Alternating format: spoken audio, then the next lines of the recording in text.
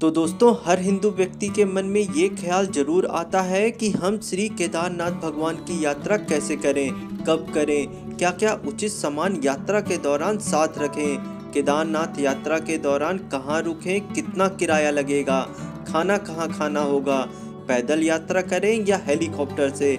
तो इन सभी प्रश्नों के उत्तर आज हम इस वीडियो में देने वाले हैं। तो आज हम इस वीडियो में केदारनाथ दर्शन और केदारनाथ यात्रा से जुड़ी सभी समस्याओं का समाधान देने वाले हैं। तो चलिए शुरू करते हैं आज का ये वीडियो शुरू करने से पहले हम आपसे निवेदन कर रहे हैं कि यदि अभी तक आपने हमारे चैनल को सब्सक्राइब नहीं किया है तो फटाफट चैनल को सब्सक्राइब कर लें। केदारनाथ यात्रा में जाने से पहले रजिस्ट्रेशन कराना जरूरी होता है, जिसके लिए उत्तराखंड सरकार ने फ्री में रजिस्ट्रेशन की सुविधा ऑनलाइन मुहैया कराई है। यदि आपने यात्रा से पहले रजिस्ट्रेशन नहीं कराया है तो यह समझदारी वाला कदम नहीं कहा जा सकता है। रजिस्ट्रेशन कराने के बाद मन में दूसरा सवाल यह आता है कि हम केदारनाथ यात्रा शुरू कहां से करें। आप भारत के किसी भी राज्य में रहते हो, आप उत्तराखंड के हरिद्वार या ऋषिकेश आ जाइए। हरिद्वार या ऋषिकेश से बस से सीधा आपको रुद्रप्रयाग आना होगा। यदि आपको पैदल यात्रा करनी है तो आपको रुद्रप्रयाग से गौरीकुंड पहुंचना होगा। गौरीकुंड से ही केदारनाथ की पैदल यात्रा शुरू होती है। गौरीकुंड तक पहुंचने के लिए रुद्रप्रयाग से आपको सीधी बस मिल जाएगी। गौरीकुंड से केदारनाथ पैदल यात्रा लगभग 16 किलोमीटर की है। गौरीकुंड में आपको लाठी, मोटा जैकेट, टोपा, जूता, रेनकोट मात्र 100 से 150 रुपए में रेंट पर मिल जाएंगे, जिन्हें रखना आपको बहुत जरूरी होता है। पैदल यात्रा थोड़ा कठिन है, जहां लाठी आपकी सहायता करेगी। यात्रा के दौरान चमड़े वाले जूते की जगह स्पोर्ट्स शूज ही लें। कभी कभी रास्ते में बारिश हो जाती है, चमड़े के जूते सूखने में बड़ा टाइम लगाती हैं, तो यात्रा के दौरान स्पोर्ट्स शूज का ही प्रयोग करें। साथ साथ बैग को और खुद को बारिश से बचाने के लिए रेनकोट जरूर साथ रखें। कभी कभी केदारनाथ स्थान का टेम्परेचर -6 से -10 डिग्री तक पहुंच जाता है।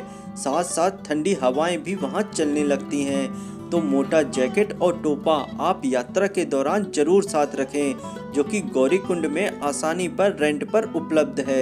यदि आप हेलीकॉप्टर से यात्रा करना चाहते हैं तो सोनप्रयाग से 15 किलोमीटर पहले एक जगह पड़ती है फाटा। फाटा से आपको हेलीकॉप्टर की सुविधा आसानी से मिल जाती है, जो कि 6000 से 8000 प्रति व्यक्ति की दर से आने जाने का टोटल किराया लेता है। यदि आप गौरीकुंड से पैदल यात्रा कर रहे हैं तो आपको खाना खाने की कोई दिक्कत नहीं होगी। यात्रा के दौरान जगह जगह आपको खाना खाने की दुकानें मिल जाएंगी, जहां आप पराठा, मैगी, फल, रोटी सब्जी, दाल चावल, विभिन्न तरह के शाकाहारी भोजन को आप कर सकते हैं। केदारनाथ पैदल यात्रा के दौरान आपको जगह जगह बाथरूम की सुविधा भी मिल जाती है। आप जो लोग पैदल या हेलीकॉप्टर से यात्रा नहीं कर सकते हैं तो उनके लिए पिट्ठू, खच्चर या पालकी की व्यवस्था भी वहां उपलब्ध है, जो आपसे 1500 से 3000 रुपए लेकर केदारनाथ तक की यात्रा कराते हैं। आप पिट्ठू, पालकी या खच्चर में जाते समय एक बात जरूर याद रखें कि पहले ही केदारनाथ तक जाने और वहां से वापस आने का कुल किराया तय कर लें, नहीं तो पिट्ठू, पालकी या खच्चर वाले धोखा भी दे जाते हैं। केदारनाथ पहुंचकर लौटने के ज्यादा पैसा मांगते हैं। यदि आप फैमिली के साथ केदारनाथ यात्रा पर जा रहे हैं तो आप पहले ही होटल बुक करा लें, जो कि गढ़वाल मंडल निगम लिमिटेड की वेबसाइट में जाकर कर सकते हैं। यदि आप होटल बुक करके नहीं जाते हैं तो आपको वहां परेशानी का सामना करना पड़ सकता है। इस बात का आप विशेष ध्यान रखें कि आपको होटल बुक करा कर ही जाना है, नहीं तो आपको वहां पर होटल के 2 गुनों से 3 गुने पैसे चुकाने पड़ सकते हैं। इसके साथ साथ आपको बेस कैंप की सुविधा भी केदारनाथ में उपलब्ध है, जहां ठंड बहुत लगती है। वहां खाने के लिए 150 से 250 रुपए तक थाली उपलब्ध रहती है। केदारनाथ में मंदिर गर्भगृह का दर्शन का समय सुबह 5 बजे से 9 बजे तक होता है, जहां आप गर्भगृह में जाकर दर्शन कर सकते हैं। तो सुबह जल्दी उठिए और लाइन में लगकर गर्भगृह के दर्शन कीजिए। शाम को 6 बजे की आरती होती है, जहां केदारनाथ बाबा के दर्शन बाहर से करने होते हैं। लेकिन ये शाम 6 बजे की आरती बड़ी भव्य होती है, जिसके लिए मंदिर के बाहर हजारों की संख्या में भक्त खड़े इंतजार करते हैं। आपको भी ये आरती जरूर लेना चाहिए।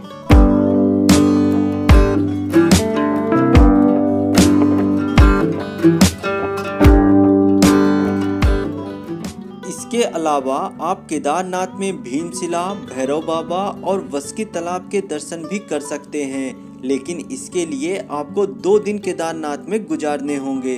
केदारनाथ यात्रा के दौरान आप कुछ पेन किलर, बुखार की दवाई, ग्लूकोज साथ में रख सकते हैं। केदारनाथ पैदल यात्रा के दौरान आपको बड़े बड़े बर्फ से ढके पहाड़, खूबसूरत नदियां और लजीज गढ़वाली खाने का स्वाद आप ले सकते हैं। प्रकृति की असली सुंदरता के दर्शन आपको पैदल यात्रा के दौरान ही होते हैं। स्कंद पुराण के अनुसार महाभारत युद्ध के दौरान पांडवों ने अपने भाइयों, गुरुजनों, संबंधियों और अपने ही गोत्र के लोगों की हत्या की, वध किया और महापाप अपने सिर लिया।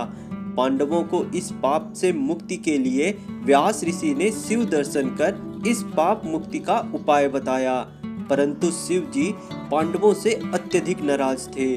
शिव जी पांडवों को दर्शन नहीं देना चाहते थे। पांडव शिव दर्शन के लिए काशी गए, परंतु शिव जी वहां से केदारनाथ आ गए। पांडव बिना शिव दर्शन किए और अपने परिवारजनों की हत्या की क्षमा मांगे बिना नहीं रह सकते थे, तो पांडव भी केदारनाथ आ गए। शिव जी ने एक बड़े बैल का रूप धारण कर लिया, परंतु पांडवों के द्वारा शिव जी को पहचान लिया गया। शिव जी बैल के रूप में ही जमीन में समाने लगे। तभी महाबली भीम ने बैल रूपी शिव जी का कुबड़ पकड़ लिया और शिव जी से क्षमा प्रार्थना की। इसी कारण केदारनाथ में कुबड़ रूपी शिवलिंग गर्भगृह में स्थापित है और जमीन में समाहित बैल के अन्य अंग अलग अलग स्थानों पर दिखाई दिए, जैसे कि केदारनाथ में कुबड़, मध्य महेश्वर में नाभि, तुंगनाथ में भुजाएं, रुद्रनाथ में मुख और कल्पेश्वर महादेव में बाल। ये स्थान मिलकर ही पंच केदार बनाते हैं। कहा जाता है कि पंच केदार के दर्शन मात्र से ही शिव की प्राप्ति होती है, महापुण्य प्राप्त होता है, मोक्ष की प्राप्ति होती है। ऐसी मान्यता है कि मूल केदारनाथ मंदिर पांडवों द्वारा ही बनाया गया था, जहां मंदिर गर्भगृह में कुबड़ स्थित है, लेकिन कई सौ साल बीत जाने के पश्चात मंदिर बर्फ में समा गया। तब श्री शंकराचार्य द्वारा यह मंदिर पुनः स्थापित किया गया, जिन्हें इस प्राचीन मंदिर की महिमा को बहाल करने का श्रेय दिया जाता है। केदारनाथ मंदिर कैसे अस्तित्व में आया, इसके बारे में कई कहानियां हैं। इस मंदिर की स्थापना का संबंध नर और नारायण की कथा से भी है। कहा जाता है कि केदार घाटी में भगवान विष्णु के अवतार नर और नारायण नामक ऋषि तपस्या किया करते थे। उनकी अथाह तपस्या से प्रसन्न होकर शिव जी ने उन्हें दर्शन दिए और उन्हें उन्हीं की इच्छा के अनुसार वरदान दिया कि वे शिवलिंग के रूप में इस केदार घाटी में हमेशा विद्यमान रहेंगे और केदारनाथ स्थित शिवलिंग शिव जी के 12 ज्योतिर्लिंगों में से एक होगा। इस प्रकार कहा जाता है कि जिस प्रकार शिव जी काशी और उज्जैन में हमेशा निवास करते हैं, उसी प्रकार केदारनाथ में भी शिव जी का हमेशा निवास होता है। हर व्यक्ति को जीवन में एक बार केदारनाथ की यात्रा जरूर करना चाहिए। तो दोस्तों, यदि वीडियो पसंद आया हो तो प्लीज़ वीडियो को लाइक करें, कमेंट करें, शेयर करें और हमारे चैनल को सब्सक्राइब करना ना भूलें। Thank you.